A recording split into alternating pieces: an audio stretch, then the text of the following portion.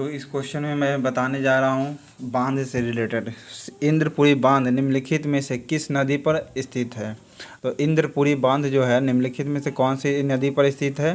पहला ऑप्शन में दिया हुआ सोन नदी। इसको आप ट्रिक से याद यह कर सकते हैं कि यह बांध रोहतास के डेहरी में सोन पर स्थित है और सोन नदी यानी जो अमरकंटक से निकलती है। ओके, कहाँ से निकलती है? तो अमरकंटक से निकलती है। कौन सा बांध? तो इंद्रपुरी बांध। ओके, इंद्रपुरी बांध कहाँ से निकलती है? तो इंद्रपुरी बांध जो है किस नदी पर है ये पूछेगा। तो कौन सा नदी पर होगा? तो सोन नदी पर बांध होगा। ओके, आपको पता होगा कि सोन नदी किधर से निकलता? अमरकंटक से, कंटक से। ओके, आपको पता है, देखिए इसको शॉर्ट ट्रिक से आप याद कर सकते हैं। इंद्रपुरी बांध, इंद्र जो एक आपको पता होगा, इंद्र एक देवता थे। ठीक है, इंद्र को सोनालिका नाम की एक लड़की थी, उसको बहुत प्रेम था। ठीक है, तो उससे आप याद कर सकते हैं कि सोनालिका। तो इंद्र को किससे अति प्रेम था? तो सोनालिका से प्रेम था, इसलिए आप इसको याद कर सकते हैं सोन नदी से। तो इंद्रपुरी बांध जो है आपका सोन नदी आंसर हो जाएगा। इंद्रपुरी बांध किस नदी पर स्थित है? तो सोन नदी पर है। ओके, नेपाल से निकलने वाली नदी कौन सी है? तो इसको आप याद कर सकते हैं शॉर्ट ट्रिक से। नेपाल से निकलने वाली नदी कौन कौन सी है? तो पहला ऑप्शन ए है बागमती, कमला और घाघरा। ओके, बागमती, कमला और घाघरा। तो इसको आप शॉर्ट ट्रिक से याद कर सकते हैं। पाल की पत्नी कौन थी?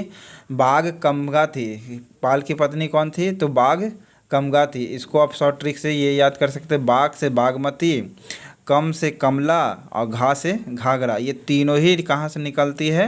नेपाल से निकलती है। तो पाल की पत्नी का नाम क्या था? तो बाघ कमगा नाम था उसकी पत्नी का। पाल राजा आपको पता होगा, जो नॉर्थ रीजन का काफ़ी चर्चित राजा था, बंगाल का।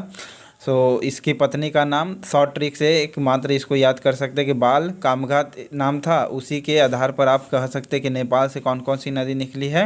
तो याद कर सकते हैं बाघ कामघा। बाघ का मतलब है बाघ से बागमती, कम से कमघा, घा से घाघरा। ओके, तो ये तीनों नदी जो है निकलती है नेपाल से। ओके, इस नेपाल में आप पाल देखते होंगे, नेपाल में पाल। तो पाल की पत्नी कमघा, बाघ कमगा। ओके, तो पाल की पत्नी कौन? बाघ कमगा।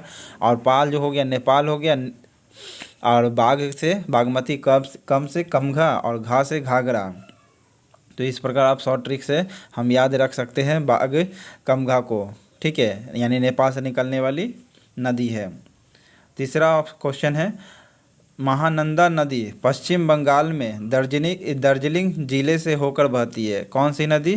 तो महानंदा नदी है जो पश्चिम बंगाल के एक ज़िला है दार्जिलिंग, वहाँ से होकर के ये बहती है। कहाँ से बहती है? तो दार्जिलिंग से होकर के बहती है। इसको आप याद कर लीजिएगा। तो इसका शॉर्ट ट्रिक तो आपको पता चल गया। पाल से नेपाल बन गया। अब बाघ कमगा से बागमती, क से कमला, घा से घाघरा। ओके, तो इस प्रकार आप याद कर सकते हैं कि नेपाल से निकलने वाली कौन कौन सी नदी है? तो बाघ कमगा है। ओके।